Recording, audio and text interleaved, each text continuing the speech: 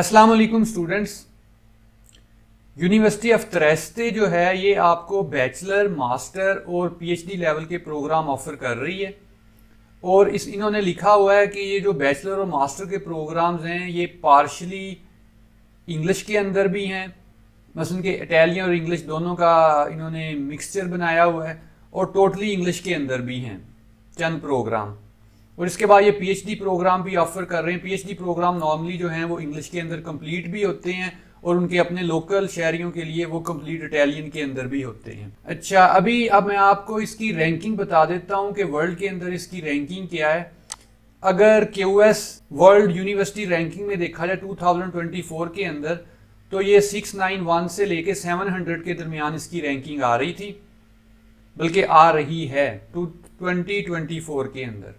अभी मैं दोबारा इसके साइड पे जाता हूँ, आपको इसके कोर्सेज दिखाता हूँ कि ये कोर्सेज कौन कौन से ऑफर कर रहे हैं। जैसे ये देखें 23 एंड 24 के अंदर अभी भी यही कोर्सेज ऑफर कर रहे हैं। ये जो 2 कोर्सेज हैं ये कर रहे हैं बैचलर लेवल के अंदर, ये टोटली इंग्लिश के अंदर है, और वो है इकोनॉमिक्स एंड फाइनेंशियल मार्केट्स और दूसरा है बिजनेस एंड मैनेजमेंट। उसके बाद नीचे आ जाएं तो ये मास्टर लेवल के अंदर भी काफ़ी प्रोग्राम ऑफर कर रहे हैं जो इंग्लिश के अंदर हैं, और बाकी जो है 3 प्रोग्राम जो हैं ये ऑफर कर रहे हैं पार्शली इन इंग्लिश, आधा इंग्लिश में होगा और आधा इटालियन में। इसलिए आप सिर्फ इसमें इस सूरत में अप्लाई कर सकते हैं अगर आपको इटालियन आती है इन 3 प्रोग्राम्स में। नीचे फिर उन्होंने वोकेशनल का बताया हुआ है, 2 वोकेशनल कर रहे हैं। वो जो साल का प्रोग्राम होता है, कई लोगों को साल का भी करना चाह रहे होते हैं, इसलिए कि इटालियन कई होते हैं वो साल का करना चाह रहे होते हैं। वो कहते हैं जल्दी जल्दी बस साल का कर लें, बाद में हम अपनी प्रोफेशनल लाइफ जो है वो शुरू करें। इसी तरह नीचे देखें वो बाद में वो पीएचडी करवा रहे हैं, वो भी ये 3-4 सब्जेक्ट्स हैं उनके अंदर करवा रहे हैं, आप स्क्रीन पे देख सकते हैं। अभी मैं आपको बैचलर की थोड़ी सी डिटेल बता दूं बैचलर के स्टूडेंट्स के लिए, फिर मैं मास्टर के ऊपर जाऊंगा। ये देखें बैचलर के लिए इन्होंने बताया हुआ है, ये बैचलर का पहला प्रोग्राम है international economics and financial markets. ये इटालियन में भी है और इंग्लिश के अंदर भी है, यहाँ पे इन्होंने ये लिखा हुआ है। पीछे जो उन्होंने लिखा हुआ था वहाँ उन्होंने सिर्फ लिखा हुआ था इंग्लिश करिकुलम। अच्छा, वैसे इन्होंने इंग्लिश करिकुलम लिखा हुआ है, लेकिन ये मेरे ख्याल में ये पूरा आप इंग्लिश में पढ़ सकते हैं, इसका मतलब है। लेकिन इटालियन स्टूडेंट है, इटालियन में भी ज़्यादा बुक्स इसकी होंगी, तो ये टोटली इंग्लिश के अंदर भी है। इसीलिए देखें यहाँ पर इन्होंने इंग्लिश टॉक लिखा हुआ है। लेकिन जो इन्होंने यहाँ पे चीज़ लिखी हुई है जो आप पढ़ लें, उन्होंने लिखा हुआ है to check the level of preparation students are required to take a compulsory but not selective test. इसका मतलब है कि ये कंपल्सरी है, लेकिन इसकी बेस पे ये आपको रिजेक्ट या सिलेक्ट नहीं करेंगे, ये जो टॉक टेस्ट है। नीचे फिर उन्होंने लिखा हुआ है, ये देखें, if the outcome of the test is unsatisfactory less than 9 points, इसके टोटल इसके 50 पॉइंट्स होते हैं। अगर आपके मन के 50 पॉइंट्स होते हैं टोटल, कि 50 क्वेश्चन होते हैं और 50 पॉइंट्स होते हैं। इन्होंने लिखा अगर आपके 9 पॉइंट से भी कम है, अगर 9 से ऊपर आ गए फिर तो उन्होंने आपको एडमिशन दे देना है। लेकिन अगर 9 से कम भी आएंगे तो उन्होंने लिखा हुआ है admission is not precluded but additional educational requirement OFA will be defined. इसका मतलब है कि ये आपसे कोई एडिशनल आपसे कोई चीज़, या तो आपको कोई एक्स्ट्रा कोर्स वगैरह करवाएंगे जब आप इटली में जाएंगे, इस तरह की इन्होंने कोई कंडीशन यहाँ पे रखी होगी, लेकिन आपको ये रिजेक्ट नहीं करेंगे। और बाद में उन्होंने लिखा हुआ है इंग्लिश प्रोफिशिएंसी सर्टिफिकेट B2, वो जो आपका इंग्लिश प्रोफिशिएंसी सर्टिफिकेट स्कूल वगैरह का होगा वो यहाँ पे चल जाएगा। ये तो इन्होंने इस प्रोग्राम का लिखा हुआ है। अगर हम बैचलर के दूसरे प्रोग्राम की तरफ जाएँ जहाँ पे लिखा हुआ है दोनों बिजनेस के प्रोग्राम है, वो भी है बिजनेस एडमिनिस्ट्रेशन एंड मैनेजमेंट। उसके अंदर भी इन्होंने सेम इसी तरह की एक चीज़ लिखी हुई है। ये देखें यहाँ पे भी इन्होंने लिखा हुआ है to check the level of preparation student must take a compulsory but not selective test. The talk E test, talk E जो होता है ये इकोनॉमिक्स के स्टूडेंटों के लिए होता है जिन्होंने इकोनॉमिक्स पढ़नी हो या बिजनेस पढ़ना हो। फिर उन्होंने लिखा हुआ है ये जो करिकुलम इटालियन में जो इटालियन स्टूडेंट है वो भी देंगे और जो इंटरनेशनल स्टूडेंट है वो भी देंगे, इसलिए कि टॉक जो होता है इंग्लिश में भी हो रहा है और इटालियन में भी होता है। और इटालियन स्टूडेंट भी मस्ट, इनके लिए मस्ट होता है, अगर उन्होंने बैचलर में एडमिशन लेना है तो वो भी टॉक का टेस्ट लाजमी देते हैं, लेकिन वो इटालियन में देते हैं। उन्होंने आगे फिर इसके बारे में उन्होंने लिखा हुआ है the result of the test is not satisfactory less than 9 points, admission is not excluded. ये देखें इन्होंने फिर उन्होंने लिखा हुआ है एडमिशन जो है वो हम कैंसिल नहीं करेंगे, but the additional educational requirements are established. इस तरह इन्होंने यहाँ पे भी लिखा हुआ है कि बाद में कोई और चीज़ है, जैसे आपको कोई और आपको एक्स्ट्रा क्लासेस वगैरह दी जाएंगी तो अगर आपके 9 पॉइंट से भी कम आए, लेकिन अगर 9 से ज़्यादा आ गए तो फिर तो आपको उन्होंने एडमिशन वैसे ही दे देना है। तो इसलिए मैं कहता हूँ कि जो स्टूडेंट हैं वो लाजमी इसके अंदर अप्लाई करें और टॉक का टेस्ट दे दें। टॉक का टेस्ट अगर उसके पॉइंट्स अगर कम भी आएंगे तो वो उनको एडमिशन मिल जाएगा, क्योंकि काफ़ी ज़्यादा पॉसिबिलिटी है उनको एडमिशन मिल जाएगा। तो ज़ाहिर है इन्होंने जो लिखा हुआ है उन्होंने इसीलिए लिखा हुआ है। देखिए नीचे फिर उन्होंने फ़ी भी बताई हुई है, टॉक की इतनी फ़ी होती है, उन्होंने सारा तरीका बताया हुआ है। अभी तो इसकी मेरे ख्याल में जो टॉक टेस्ट की जो डेट थी वो तो इसकी जितनी सीट्स होती हैं ऑनलाइन, जो जब ये इसका टेस्ट अनाउंस होता है तो इसकी जितनी सीट्स होती हैं ऑनलाइन आप घर में बैठ के दे सकते हैं। वो मेरे ख्याल में विद इन 1 डे के अंदर अंदर ही वो सारी जो है स्लॉट्स ख़त्म हो जाती हैं, 2 डेज़ के अंदर अंदर। उसकी वजह यह है कि हर स्टूडेंट जो है वो फ्री के अंदर पढ़ना चाह रहा है, तो वो जैसे ही वो स्लॉट्स आती हैं तो वो मिनटों के अंदर, वो मसलन के घंटों, चंद घंटों के अंदर अंदर वो स्लॉट्स सारी जो हैं वो बुक हो जाती हैं।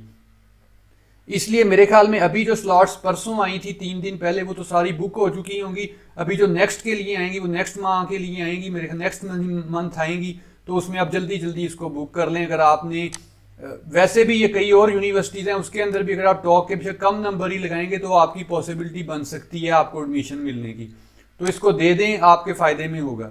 अच्छा, अभी हम चलते हैं मास्टर लेवल के ऊपर के वहाँ उसके अंदर आपने एडमिशन कैसे लेना है और उसका तरीकाकार क्या है। और वैसे भी जो बैचलर के स्टूडेंट हैं वो भी इसको देख लें, इसलिए कि उन्होंने भी वहीं पे जाके अप्लाई करना है जब एडमिशन इसके ओपन हुए। जब टॉक उनको उन्होंने टॉक टेस्ट दे दिया तो उन्होंने भी ऐसे ही अप्लाई करना है जैसे मास्टर के स्टूडेंट अप्लाई करेंगे।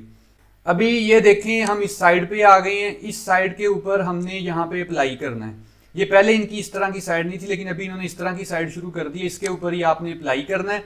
ये है देखें यूनिवर्सिटी ऑफ त्रेस्ते, इसकी साइड। अच्छा, मैं एक और चीज़ आपको बताना चाह रहा हूँ, ये देखें यहाँ पे नीचे उन्होंने लिखा हुआ है, जहाँ पे आप ये देख रहे हैं उन्होंने लिखा हुआ है सबसे लास्ट के ऊपर कॉर्नर पे, dream apply student admission software. ये एक सॉफ्टवेयर है जो मुख्तलिफ यूनिवर्सिटीज़ यूज़ कर रही हैं वर्ल्ड के अंदर और ये काफ़ी पॉपुलर होता जा रहा है। उसकी वजह यह है कि काफ़ी ईजी है, और जैसे हम कह लें कि माइक्रोसॉफ्ट के अंदर वर्ड है या पावर पॉइंट है, वो पूरी दुनिया की यूनिवर्सिटीज़ उसको इस्तेमाल कर रही हैं, लेकिन ये एक ऑनलाइन सिस्टम है, इसका एक सेंट्रल डाटा होता है और इसलिए इसको इजी भी करना भी बड़ा आसान ईजी है, इसलिए काफ़ी ज़्यादा यूनिवर्सिटीज़ इसको इस्तेमाल कर रही हैं। जैसे यहाँ पे ये देखें इन्होंने यहाँ पे अपनी साइड पे लिखा हुआ है, ये ड्रीम जो मैंने अभी आपको सॉफ्टवेयर बताया, ये ड्रीम वही सॉफ्टवेयर है। उन्होंने लिखा हुआ है Dream Apply admission software is over 300 education institute in 40 countries world wide. और उन्होंने नीचे उसने लिखा हुआ है 9 out of 10 user recommend Dream Apply to their colleagues. तो इसका मतलब है अभी आप देख लें इटली के अंदर भी 8-10 यूनिवर्सिटीज़ हैं, 6-7 या 8-10 जो ये सॉफ्टवेयर को इस्तेमाल कर रही हैं। बाकी जापान के अंदर काफ़ी ज़्यादा यूनिवर्सिटीज़ हैं, इसके बाद और भी यूरोप के कंट्रीज़ में भी और अमेरिका में भी यूनिवर्सिटीज़ हैं, वर्ल्ड वाइड काफ़ी देखने लिखा हुआ है 40 कंट्रीज़।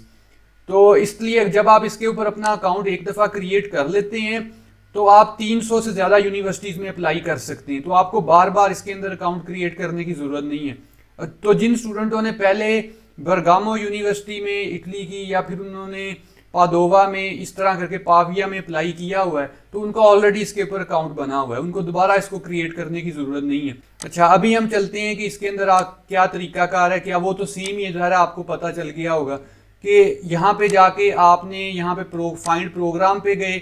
फाइंड प्रोग्राम पे जाने के बाद फिलहाल इन्होंने जो बैचलर यहाँ पे देखें, बैचलर के ऊपर मैं जब क्लिक करता हूँ यहाँ पे मैं इंग्लिश रखनी है। अगर मैं कंबाइन पे रखूँगा इंग्लिश इटालियन तो फिर मुझे इटालियन का भी इनको सर्टिफिकेट प्रोवाइड करना पड़ेगा, वरना इन्होंने मुझे एडमिशन नहीं देना। तो मैंने यहाँ पे इंग्लिश पे रखा, तो इसको मैं टिक करता हूँ तो देखें यहाँ पे कोई प्रोग्राम मुझे शो नहीं कर रहा कि जी ऊपर ये देखें लिखा आ रहा है नो रिजल्ट वर फाउंड।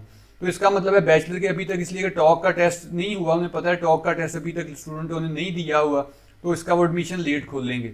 तो अभी यहाँ पे पोस्ट ग्रेजुएट के ऊपर आता हूँ तो फिर क्लिक करता हूँ तो फिर इनके 6 प्रोग्राम हैं जो ओपन हो गए हैं, जैसे कि data science and artificial intelligence, ये कंप्यूटर से रिलेटेड है। फिर नीचे आ जाए, नीचे भी है इस तरह करके आप देख सकते हैं। जियो फिजिक्स करके, और फिर नीचे मैथमेटिक्स है, इस तरह करके आप सारे प्रोग्राम में, फिर नीचे एक आ गया scientific and data incentive computing, ये भी जो है कंप्यूटर से रिलेटेड है। लेकिन इस यूनिवर्सिटी की खास बात, एक तो इसकी एप्लीकेशन फ़ी नहीं है, और दूसरा है कि आप इसके अंदर जितने भी प्रोग्राम हैं सब में अप्लाई कर सकते हैं। लेकिन अगर आप इटालियन के अंदर करेंगे तो फिर आपसे इटालियन का सर्टिफिकेट मांगेगा कि आपको इटालियन आपको आनी चाहिए, और B2 तो कम से कम लाजमी आनी चाहिए। तो इसके अंदर जितने ये प्रोग्राम है आप 6 के 6 के अंदर अप्लाई कर सकते हैं, लेकिन आप उसी में करें जिसका आपको जो आपकी फील्ड बनती है। अगर आप फील्ड के अलावा किसी और कोर्स में भी करेंगे, हट के करेंगे, 4-5 में जी फ्री में करवा रहे हैं तो फ्री में अप्लाई करवा रहे हैं, सब में कर दो, तो ये आपका नेगेटिव इम्पैक्ट जाएगा। उन्होंने आपकी एप्लीकेशन को वैसे ही रिजेक्ट कर देना है कि ये स्टूडेंट को पता ही कुछ नहीं है, इसने सब्जेक्ट इसका कुछ पढ़ा, इसने कुछ हुआ है और अप्लाई किसी और में कर रहा है। तो इसलिए जो अपनी रेलिवेंट फील्ड बनती है, करीब तरीन फील्ड बनती है, सिर्फ उन्हीं में करें। 2 में कर दें, 3 में कर दें, लेकिन करें वही जो आपकी फील्ड से थोड़ा सा कोई मैच करता हो।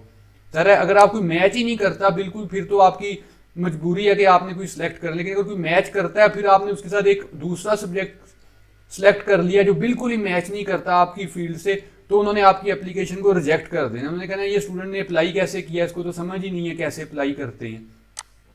तो इसलिए आपने इस बात का लाजमी ख्याल रखना है।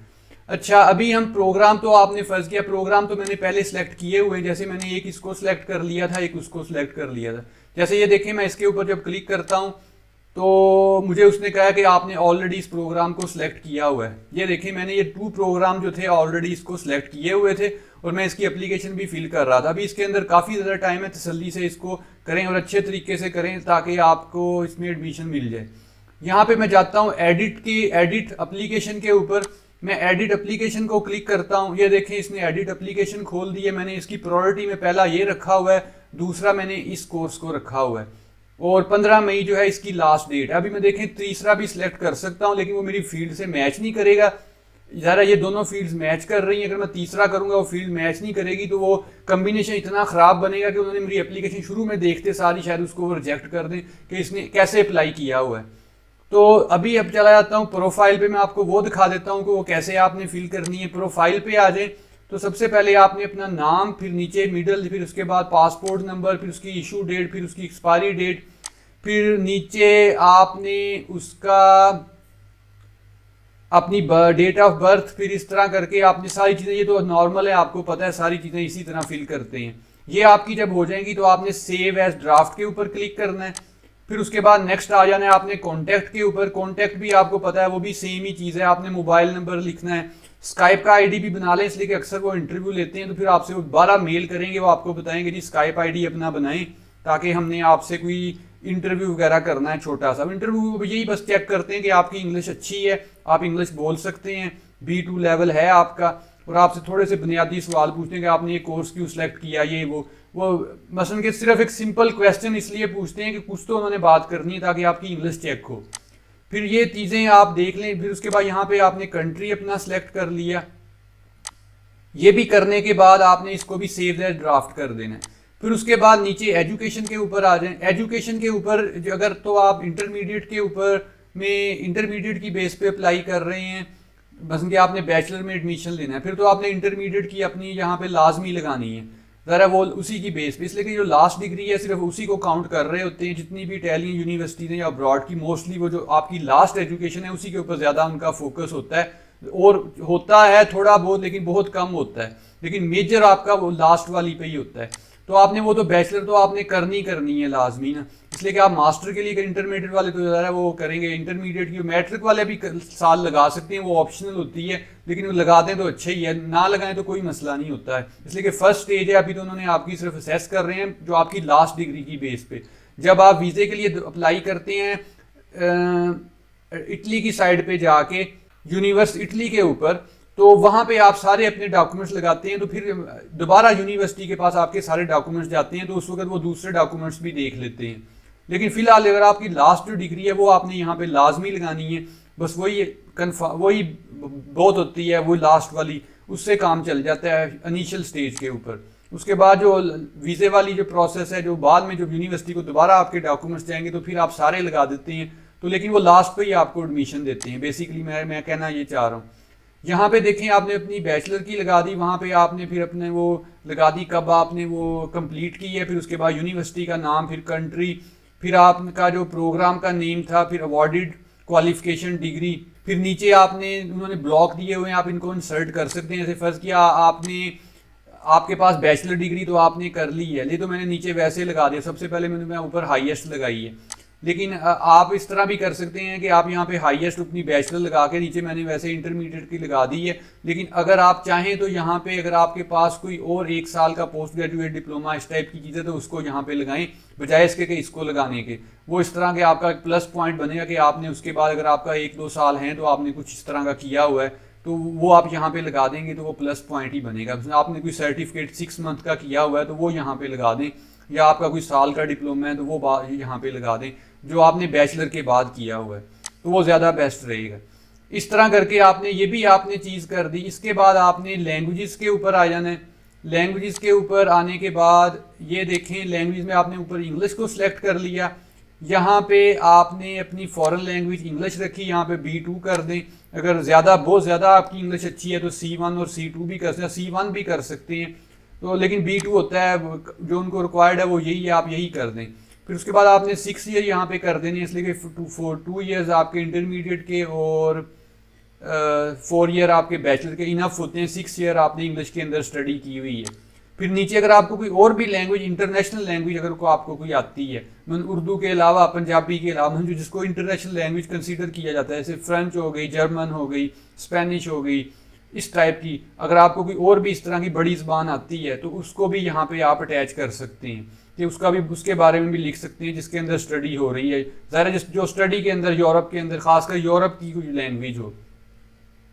ये भी आपने करने के बाद आपने इसको भी सेव एज ड्राफ्ट के ऊपर क्लिक कर देना है। उसके बाद आपने रेजिडेंसीज के ऊपर आ जाना है। यहाँ पे इन्होंने पूछा हुआ है कि अगर तो आपने please enter hair if you have stayed abroad for extended periods. उन्होंने लिखा हुआ है कि आप एक्सचेंज स्टूडेंट थे, फॉरेन एक्सचेंज स्टूडेंट थे। जैसे फॉरेन एक्सचेंज स्टूडेंट होता है, जैसे उसने एक अपने 2 साल यहाँ पे लगाए, फिर उसने अपने 2 साल जो थे वो किसी और यूनिवर्सिटी के अंदर जाके पढ़ा, जैसे उसने जाके कैलिफोर्निया यूनिवर्सिटी में पढ़ा। इसलिए कि यूरोप और अमेरिका में ये बड़ी कॉमन चीज़ है कि स्टूडेंट जो है एक यूनिवर्सिटी में दो सेमेस्टर पढ़ते हैं, फिर दूसरी यूनिवर्सिटी में 2 सेमेस्टर पढ़ते हैं, फिर तीसरी यूनिवर्सिटी में 2 सेमेस्टर पढ़ते हैं। इस तरह करके उनके अंदर उनके कंट्रीज़ में ये बड़ी कॉमन सी चीज़ है। लेकिन हमारे कंट्री में हम पूरी अपनी डिग्री एक ही यूनिवर्सिटी में कंप्लीट कर लेते हैं, लेकिन वहाँ पे वो यूनिवर्सिटियाँ बदलते रहते हैं। तो मतलब कि 1-2 यूनिवर्सिटी, इसलिए वहाँ पे जो एक्सचेंज जो प्रोग्राम यूरोप का एक बड़ा मशहूर प्रोग्राम है जिसको एरोस्मोस मंदोस कहते हैं, स्कॉलरशिप, उसके अंदर नॉर्मली हम मास्टर के स्टूडेंट जो हैं वो 3-4 यूनिवर्सिटीज़ में पढ़ते हैं, या 2 में तो लाजमी पढ़ते हैं। उनके 2 कंट्रीज, पहले एक जर्मनी में पढ़ लिया, फिर नॉर्वे में जाके 1 साल पढ़ लिया। इस तरह उनको 2 डिग्रीज मिल जाती, उनको 2 सर्टिफिकेट मिल जाते हैं, 1 साल वाला फिर दूसरा भी 1 साल वाला, लेकिन वो कंबाइन होकर उनका जो मास्टर है वो कंप्लीट हो जाता है। तो इसलिए वो काफ़ी मशहूर जो है वो स्कॉलरशिप है और काफ़ी स्टूडेंट उसके अंदर एडमिशन लेते हैं। और इस तरह वो एक तो स्कॉलरशिप की बेस पे भी कई पढ़ रहे होते हैं, और कई वहाँ पे जो लोकल वहाँ के स्टूडेंट्स हैं यूरोप के, वो फ़ी पे करके भी इस तरह की स्टडी कर रहे होते हैं। पहले 2 सेमेस्टर एक यूनिवर्सिटी में, फिर 2 दूसरी यूनिवर्सिटी में या दूसरे कंट्री में। अच्छा, ये आपका हो इस तरह। अगर आपके पास तो इस तरह की कोई चीज़ नहीं है तो आपने इसको छोड़ देना, इसलिए कि उन्होंने लिखा हुआ है कि इसके अंदर आपने शॉर्ट ट्रैवल्स वगैरह शामिल नहीं करने, टूरिज्म ट्रिप्स आपने शामिल नहीं करने, एजुकेशन को शामिल करना है, या फिर आपने कोई और इस तरह के आपने इंडिपेंडेंटली आपने ट्रैवल किया हुआ है। तो खासकर अगर आप एक्सचेंज स्टूडेंट जो स्टडी से रिलेटेड अगर आपकी कोई इस तरह की चीज़ है तो वो आपने यहाँ पे ऐड करनी है। जैसे आपने कोई इंटर्नशिप की हुई है बाहर 3 माह की, 4 माह की सिंगापुर में, तो उसको ऐड करना है। अभी हम मोटिवेशन के ऊपर जाते हैं। मोटिवेशन पे जब आप क्लिक करेंगे तो ये पोर्शन बहुत ज़्यादा अहम है। मैं इसके ऊपर बड़ा कहता हूँ कि ये काफ़ी अहम है, इसलिए कि इसके उन्होंने पॉइंट्स रखे होते हैं आपको एडमिशन देने में। इसीलिए तो उन्होंने इस पोर्शन को इस आपके एडमिशन के अंदर इसको शामिल किया है। अगर ये अहम ना हो तो इसको वो शामिल ही ना करें इसके अंदर। ज़ाहिर है अगर वो सारी चीज़ें शामिल कर रहे हैं, ये वाली चीज़ें, इसका मतलब है उनके लिए चीज़ें बहुत अहम है देखने में, वरना वो इसको यहाँ से रिमूव ही कर दें मोटिवेशन को। उनके लिए ये वाला पोर्शन बहुत अहम होता है। लेकिन उन्होंने अब रख दिया है, स्टूडेंट बड़े लंबे लंबे ऐसे लिख देते हैं तो वो उनको पढ़ नहीं सकते, तो इसलिए उन्होंने बेहतर कहा कि हम उनसे क्वेश्चन ही पूछ लेते हैं 3-4 क्वेश्चन तो उसके वो मुख्तसर से जवाब देंगे और हमें पढ़ने में भी आसानी होगी और हमें समझने भी इसमें भी आसानी होगी कि वो क्या जवाब दे रहे हैं।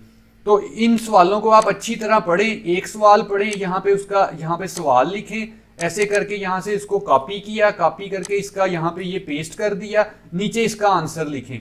आंसर इस तरह करके लिखने के बाद ये जब आंसर खत्म हो जाए, फिर यहाँ पे दूसरा क्वेश्चन है उसको किया, यहाँ पे उसको पेस्ट करें, फिर उसका आंसर लिखें, फिर इसी तरह तीसरा, चौथा, पांचवा, छठा, ऐसे करके जितने इनके क्वेश्चन है 1 2 3 4 क्वेश्चन लिखें और 1500 से लेके 2000 वर्ड्स के दरमियान लिखने इनफ होता है। यार उन्होंने 1500 लिखा हुआ है, 1500 तक भी सही है, या 2000 तक मैक्सिमम कर दें बस ठीक है, इसलिए कि 4000 तो उन्होंने मैक्सिमम लिखा हुआ है ना, तो इतने ज़्यादा लिखेंगे तो वो कन्फ्यूजन ही होती है पढ़ने में, इसलिए 2000 तक इनफ है, 1500 से 2000 के दरमियान। और बड़े अच्छे अल्फाज में लिखें, इसलिए कि इसके 10-15 पॉइंट्स होते हैं 100 में से, बाकी उन्होंने हर चीज़ के पॉइंट रखे होते हैं। एक के उन्होंने जिस तरह उन्होंने एजुकेशन के आपके 40 रखे हुए हैं, एक्सपीरियंस के इतने रखे हुए हैं, जब आपने अगर आपके एजुकेशन में नंबर, अगर आपके ग्रेड्स कम है तो यहाँ से तो अपने नंबर को पूरा कर लें, यहाँ से अगर आप अपने नंबर को पूरा कर लेंगे तो आपके चांसेस जो हैं वो बढ़ जाएंगे। ये उन्होंने अभी तो उन्होंने यहाँ पे चेक किया है ना, लेकिन जब आपने फाइनल दोबारा भी उन्होंने यूनिवर्सिटी की साइड पे भी जाके करना है तो फिर भी उन्होंने आपकी ये चीज़ें चेक करनी है। लेकिन फिलहाल तो इनिशली चीज़ के ऊपर, इनिशली स्टेज के ऊपर तो उन्होंने इसके नंबर और ज़्यादा रखे हुए हैं, इसलिए कि यहाँ पे तो वो और चीज़ आपसे कोई पूछ ही नहीं रही इतनी ज़्यादा। तो समझ लें कि अगर 50% उसके रखे हुए हैं डिग्री के, तो 50% उन्होंने इसके भी रखे हुए हैं। तो इसलिए आपने इसको बड़े अच्छे तरीके से, आप यूनिक लगे कि आपने जो आंसर दिए हैं वो दूसरे स्टूडेंटों से थोड़े से यूनिक हैं, तो आपके चांसेस बढ़ेंगे। अगर आपके जो हैं CGP अगर आपका कम भी है। अच्छा, डॉक्यूमेंट्स में आ जाएं। डॉक्यूमेंट्स के अंदर उन्होंने ये देखें यहाँ पे लिखा हुआ है, मैंने अभी एक ही डॉक्यूमेंट अटैच किया था, उन्होंने लिखा हुआ है please carefully study the requirements in the checklist, scan original documents and upload them. आपने ओरिजिनल डॉक्यूमेंट्स हैं उन्हीं को अपलोड करना है। अदर के अंदर फिर चलें, अदर के अंदर उन्होंने पूछा हुआ है कि जी कुछ और चीज़ आप अगर बताना चाह रहे हैं उनको, तो हमने यहाँ से नन नहीं करना है, नॉर्मली नन नहीं करते हैं स्पेशल, आपने को क्या उनको बताना है, यहाँ से आपने फिर इसको भी सेव कर देना है। यहाँ मोटिवेशन के ऊपर भी आपने यहाँ उनको मोटिवेशन जो है आपने टाइप करना है, मोटिवेशन टाइप करके आपने इसको भी सेव कर देना है। यहाँ पे मुझे कह रहा है कि आपने मोटिवेशन जो है वो आप इतने वर्ड्स नहीं है, फर्ज किया मैं यहीं को इसको कॉपी करता हूँ और इसी को यहाँ पे पेस्ट कर देता हूँ वक्ती तौर पे। यहाँ पे मैंने ये देखें करके मैंने यहाँ से इसको सेव एज ड्राफ्ट कर दिया, ये भी देखें मेरा जो है ये सेव हो गया है। तो उसके बाद मैं चेकलिस्ट पे चला जाता हूँ। चेकलिस्ट पे जाने के बाद ये देखें यहाँ पे मैंने उन्हें 1 बाय 1 करके हर चीज़ अटैच करनी है। लैंग्वेज का मैंने पहले कर दिया, जो पीछे आपने देखा था। अभी मैं इनको अटैच करता हूँ, फिर मैं आपको नेक्स्ट बताता हूँ। स्टूडेंट्स यहाँ पे देखें, आपने सबसे पहले तो अपना एंट्री क्वालिफिकेशन डॉक्यूमेंट से इन्होंने यहाँ पे लिखा हुआ है, यहाँ पे ये गुड का निशान है, आपने इसको क्लिक किया। इसको क्लिक करने के बाद आपने यहाँ से जो सिलेक्ट कर लिया, I have attach all the required documents to my application, आपने इसको टिक करना है और यहाँ पे आपने उसको अपलोड कर देना है। मसलन कि आपने यहाँ पे अपना अपलोड करना है ओरिजिनल डिप्लोमा और फाइनल ट्रांसक्रिप्ट, ये जो आपकी दोनों प्रोग्राम्स के लिए, ये जो आप इसको एक ही PDF में रख लें, दोनों को, डिप्लोमे को भी और ट्रांसक्रिप्ट को भी PDF में, और उसको यहाँ पे अटैच करें। अटैच करने के बाद यहाँ पे क्लिक कर दें। क्लिक करने के बाद आप इसको बस आपका ओके हो जाएगा। उसके बाद ट्रांसलेशन है, उन्होंने पूछा हुआ है ज़रा अगर आपकी जो डिग्रीज हैं किसी और लैंग्वेजेस में है तो आपने उनको यहाँ पे टिक कर देना, the original documents are in the accepted language, तो ये भी आपका पोर्शन कंप्लीट, यहाँ पे भी गुड आ जाएगा। नीचे फिर उन्होंने ये बताया हुआ डॉक्यूमेंटेशन, वो ये जो है ये इसको आप छोड़ दें, इसलिए कि उन्होंने यहाँ पे टिक नहीं, यहाँ पे सर्कल नहीं है रेड, तो इसको छोड़ दें। नीचे उन्होंने पासपोर्ट पूछा है, पासपोर्ट पे हैं तो यहाँ पे अपना पासपोर्ट अटैच करें, I have attached my passport, ये भी आपका हो गया। नीचे फिर उन्होंने पूछा हुआ है स्टेटमेंट ऑफ कंपेरेबिलिटी, ये होता है कि जो DOV वगैरह बनता है कि आपकी डिग्री जो है इटली की, इटालियन की डिग्री के बराबर है। ये फिलहाल आप, एक तो इसका जो होता है वो सीमिया बनता है, वो इसकी काफ़ी ज़्यादा फ़ी है, ये ऑनलाइन आप अप्लाई कर सकते हैं। वो जब आप उनको अपनी डिग्रीज वगैरह टेस्ट करके भेजते हैं, अब स्कैन करके भेजते हैं इटली के अंदर, ये इटली का अपना ये डिपार्टमेंट है, तो वो फिर HEC के साथ खुद ही बात करता है, उसको कंफर्म करता है। लेकिन इसके काफ़ी ज़्यादा पैसे हैं, इसके तो मेरे ख्याल में 300-400 यूरो है, मुझे कंफर्म नहीं है कितना है, लेकिन काफ़ी ज़्यादा ये इसकी फ़ी है। 400 यूरो की कितनी फ़ी होगी इसकी, तो ये 200 यूरो या 300 यूरो तो लाजमी होगी। तो इस तरह करके इसकी काफ़ी ज़्यादा फ़ी है। लेकिन जो DOV बनता है वो बड़ा सिंपल सा है, वो आपका 400-500 रुपये में बन जाता है। इटालियन एम्बेसी जब आपका वीज़ा आप लगवाने जाते हैं, वीज़ा के लिए जब आप अप्लाई करते हैं, साथ ही आप DOV के लिए भी अप्लाई कर देते हैं। तो इटालियन एम्बेसी पाकिस्तान में, इस तरह इंडिया में हर कंट्री के अंदर DOV वो बना के दे देती है। एम्बेसी या कौंसलेट वो 300-400 रुपये में बन जाता है, तो आपने वो अप्लाई करना है। तो फिलहाल मैंने यहाँ पे ये देखें एक फ़िक्रा लिख दिया, DOV will be requested in the Italian embassy at the time of Italian visa. तो इस तरह करके आप भी इसको लिख दें। तो यहाँ पे आपने इसको करके इसको आप इस तरह कर दें, तो ये फिर यहाँ पे सर्कल ही बना रहेगा। नीचे फिर आपने यहाँ पे नेशनल इंट्रेंस एग्जाम उन्होंने पूछा, अगर आप यहाँ पे आप सिंपली कर दें is no national entrance exam in my country. नीचे फिर आ जाए, यहाँ पे लैंग्वेज का है, आपने कहना है कि मैंने जो अपना आई have attach sufficient proof of my English language.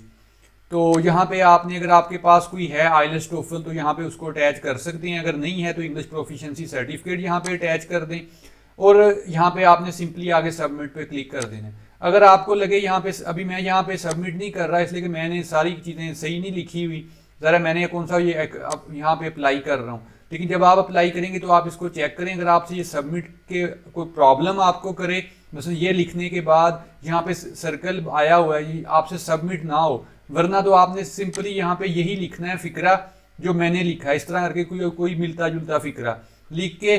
तो ये भैया सर्कल बना हुआ है, कोई बात नहीं, सर्कल की आपको उनमें पता है कि ये DOV वगैरह जो है, ये सीमा वगैरह जो है, ये बाद का प्रोसेस है। पहले तो ये हमने इनको इनकी डिग्रीज वगैरह चेक करनी है, ज़रा कंपेरेबिलिटी है, ज़रा आपने किया हुआ है उनके बैचलर के बराबर ही है। लेकिन अगर आपको सबमिट ना हो, फर्ज किया ये सर्कल की वजह से आपको पता है कि जी सर्कल है, रेड है, तो ये सबमिट नहीं हम कर रहे, तो आपने इस तरह करना है, इसको ओपन करना है। इसको ओपन करने के बाद आपने जो एफिडेविट नहीं होता 100 रुपीज़ वाला, या इस तरह करके जो नॉट रिपब्लिक का होता है, आपने उसके ऊपर एक स्टेटमेंट लिखनी है। ये लिख देना है कि जी मैं जो आपको ये जो है ये आपको प्रोवाइड कर दूंगा, इस तरह करके, जिस तरह का ये फिक्र है। 3-4 लाइन, 2 लाइनों का फिक्र है, 1 लाइन का फिक्रा भी चलेगा, लेकिन वो ऑफिशियल डॉक्यूमेंट्स हो जाता है नोट रिपब्लिक का, जो स्टाम्प पेपर टाइप। तो नीचे फिर इस तरह करके उसकी स्टाम्प वगैरह भी लगी है, तो फिर आपने उसको यहाँ पे अटैच करके इसको यहाँ से ये वाली चीज़ आपने टिक कर देनी है। तो फिर वो आपका जो होगा वो भी जो है गुड का निशान आ जाएगा। लेकिन फिलहाल जो पहला जो आपका स्टेप है वो आपने इस तरह नहीं करना स्टाम्प पेपर वाला, पहले आपने यहीं पे टिक करना है और यहाँ पे आपने फिक्रा लिखना है। यहाँ पे लिखने के बाद आपने इस तरह आना है, ये देखिए सर्कल ही रहेगा यहाँ पे, और आपने यहाँ पे सबमिट के बटन पे क्लिक कर देना है। तो इस तरह करके आप इस यूनिवर्सिटी के अंदर अप्लाई कर सकते हैं। बैचलर की अभी डेट ओपन नहीं हुई, लेकिन जब बैचलर की डेट ओपन होगी तो बैचलर वाले भी पहले उन्हें टॉक करना पड़ेगा, चाहे उनके नंबर कम ही आए, लेकिन उन्होंने लाजमी यहाँ अटैच लाजमी करना है। तो इस तरह करके बैचलर वाले भी अप्लाई कर सकते हैं, और मास्टर वाले तो हैं वो तो अभी अप्लाई कर सकते हैं। मास्टर के लिए इन्होंने इसकी जो है डेट इन्होंने अनाउंस कर दी हुई है। बाकी अपना बहुत ख्याल रखें, दुआओं में याद रखें, मिलते हैं नेक्स्ट वीडियो में।